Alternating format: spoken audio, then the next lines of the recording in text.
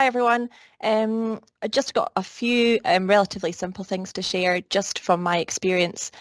through my teacher training and how that's had an impact on my practice and my experiences now in the classroom. This is my, I think, 6th year, coming towards the end of my 6th year post-probation. Yeah, as a student, I was involved at Murray House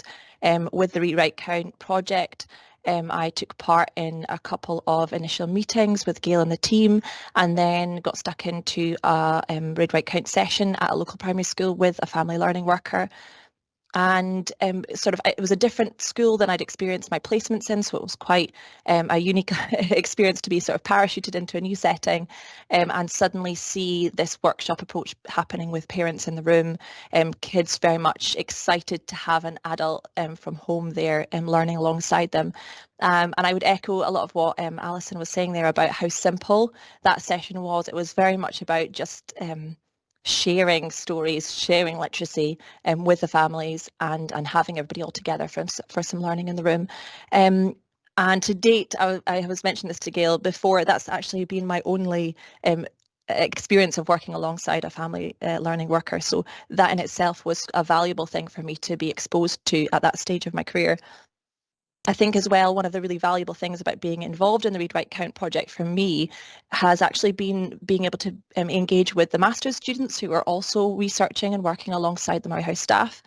I was able to participate in some of their research, get involved in interviews, and I found that it was a really inclusive team that actually brought us as teachers in training right into the fold of that academic team. We got to be involved in workshops. They invited us along to when research was being shared, and so you suddenly felt like you were really being very much included and valued as a voice within that whole area of research that was being done. And so as well, for me, I suddenly became much more engaged in all of the research and literature that was being shared around family learning, around the importance of family learning.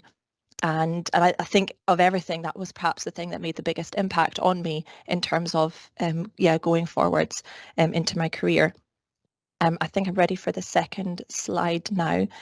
For me, I think the biggest impact was just on my attitude towards working with families, working with parents, in that from that sort of early stage, teachers and parents, sorry, I'm realizing my slide is wrong there, and parents were very much partners with teachers, that we should be seeing them as sort of co-workers in this job of educating young people, and that family learning or parent engagement isn't an optional extra, that it's actually very much part of our professional responsibilities, and that's something that should just be integrated into our practice and how we go about doing our job in schools. I think it also really highlighted the value of the Read Write Count resources. They come into the school in lovely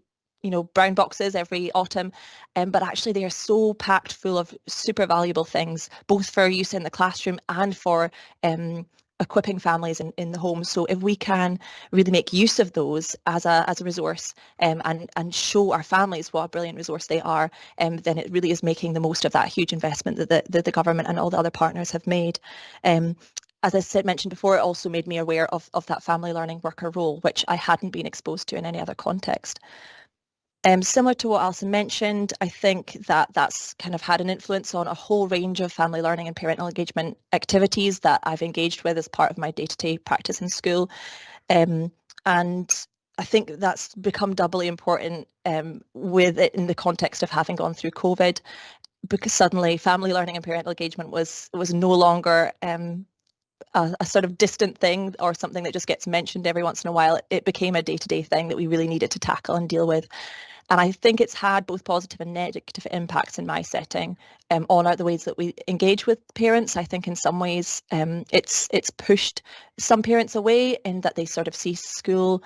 as almost an optional thing, and we can sort of engage digitally if we want to, when we feel like it. And whereas for others, it's provided a really fantastic way of accessing teaching staff and connecting with teachers directly. On a much more direct basis, and I think that's been a really positive thing. So that's a kind of, I suppose, an aside. So those are the main impacts for me. I have a few reflections as well on the next slide. which are really thinking about some of the barriers and some of my, I suppose, recommendations or thoughts sort of towards the future for initial teacher education and how that can, how we can learn more about family learning. The main thing I would say is that in the settings I've worked in since becoming a teacher, traditional partnerships still do seem to be really pervasive, and that there's this unequal relationship between us as a school and the way that we perceive parents, and that although there can be some really good intentions, we still seem to sort of talk down to parents or assume that we are the ones who are going to be doing the educating, we are the ones who are going to be managing this partnership. And I think some of that can come from a real fear of criticism or scrutiny that comes from parents, that we're being somehow judged, or that that families are automatically going to come to us with a problem about what we're doing.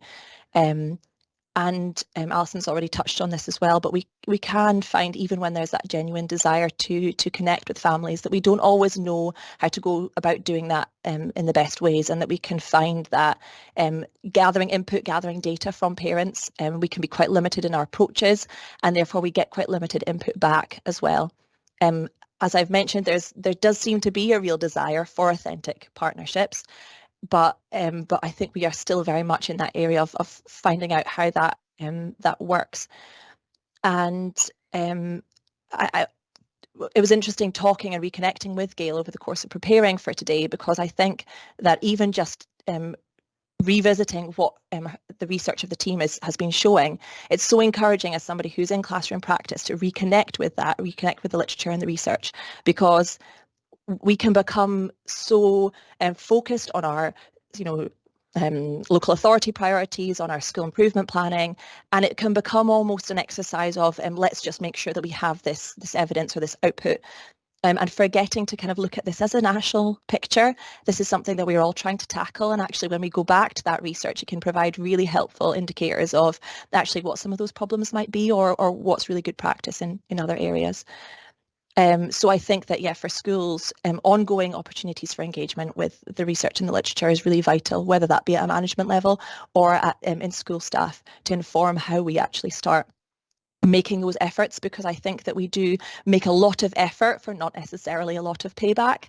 And I think that on that note, initial teacher education offers a really, really important opportunity to help young professionals or people in their early career to